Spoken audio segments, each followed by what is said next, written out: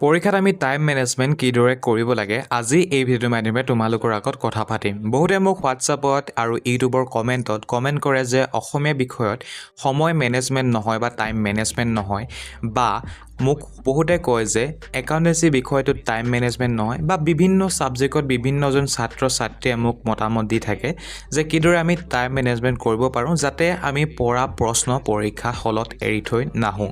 গতিকে ভিডিঅ'টো নিশ্চয় তোমালোকে সম্পূৰ্ণৰূপে চাবা আৰু ভিডিঅ'টো নিশ্চয় এটা লাইক কৰি দিবা যদিহে ভাল লাগে, আৰু যদি চেনেলটি প্ৰথমবাৰ চাই আছা নিশ্চয় চেনেলটি ছাবস্ক্ৰাইব কৰি ল'বা। তেনেহ'লে আহা আজি আমাৰ ভিডিঅ'টি আৰম্ভ কৰোঁ।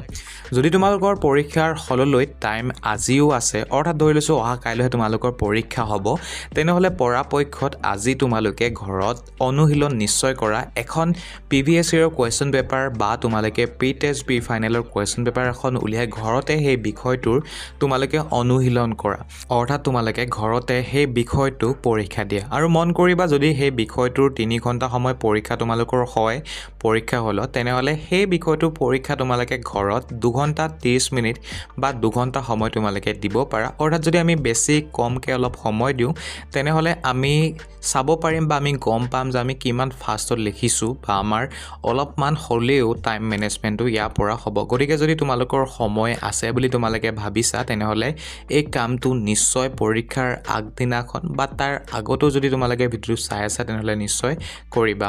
তাৰ পাছত এতিয়া পৰীক্ষা হলত কিদৰে টাইম মেনেজমেণ্ট কৰিব লাগে সেয়া আমি জানি লওঁ আহা। পৰীক্ষা হলত আমি টাইম মেনেজমেণ্ট কৰিবৰ কাৰণে পোনপ্ৰথমতে কেইটামান কথা গুৰুত্ব সহকাৰে জানিব লাগিব।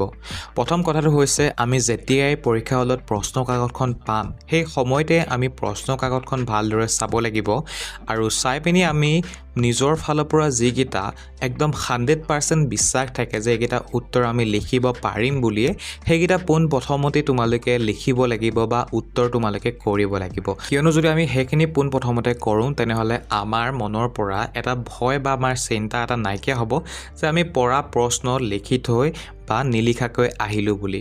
সেইখিনি প্ৰথমতে কৰাৰ পাছত তোমালোকে যিখিনি কুৱেশ্যন আনচাৰ অলপ মনত আছে তোমালোকৰ সেইখিনি তোমালোকে কৰিবা, অৰ্থাৎ সেইখিনি যদি মিলাই মিলি তোমালোকে লিখিব পাৰা তেনেহ'লে সেইখিনি তোমালোকে পাছত কৰিবা। যিখিনি পাৰা প্ৰথমতে 100% বিশ্বাস থাকে সেইখিনি প্ৰথমতে কৰিবা, তাৰপাছত যিখিনি অলপ মনত আছে বা আধাহে তোমালোকে লিখিব পাৰিম বুলি ভাবা সেইখিনি ছেকেণ্ডতে কৰিবা, আৰু লাষ্টত যিখিনি বেছি সময় দিব লাগে অৰ্থাৎ যিখিনি তোমালোকে নোৱাৰিম বুলি ভাবিছা প্ৰশ্ন উত্তৰ সেইখিনি তোমালোকে লাষ্টত কৰিবৰ কাৰণে থৈ দিবা। কিয়নো তাৰ ফলত যদি তোমালোকৰ সেইখিনি প্ৰশ্ন উত্তৰ লিখিবলৈও তোমালোকৰ সময় নেবাচেগৈ তেনেহ'লে কোনো ধৰণৰ তোমালোকৰ ইমান বেছি বেয়া নালাগিব। কিন্তু পঢ়াকেইটা যদি তোমালোকে প্ৰথমতে নকৰি পিনি পাছত কৰিম বুলি যদি থৈ দিয়া তেনেহ'লে সময় তোমালোকৰ নষ্ট হ'ব বা সময় তোমালোকৰ নাবাচিব।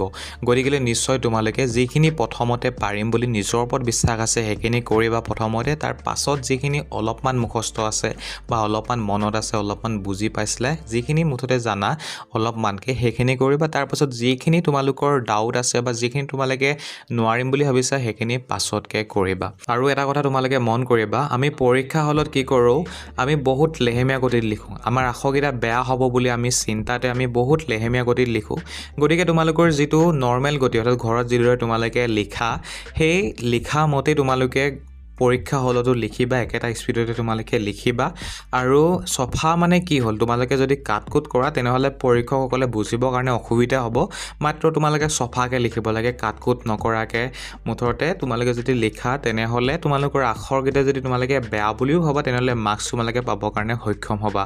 আৰু য'ত মাত্ৰা দিব লাগে তাত মাত্ৰা দিবা, য'ত তোমালোকে কমা দিব লাগে ঊৰ্ধ কমা দিব লাগে, য'ত দাঢ়ি দিব লাগে মুঠতে সেইখিনি যদি নিয়াৰিকৈ তোমালোকে দিয়া আৰু যদি কাটকুট তোমালোকে যদি নকৰা তেনেহ'লে তোমালোকক পৰীক্ষা হলত তোমালোকে উত্তৰ যদি শুদ্ধকৈ লিখা আখৰ যদি বেয়া হ'ব বুলি যদি তোমালোকে চিন্তা কৰিছা তেনেহ'লে কোনো চিন্তা কৰা তোমালোকৰ কাৰণ নাই, তোমালোকে মাৰ্কছ সম্পূৰ্ণ পাবাই।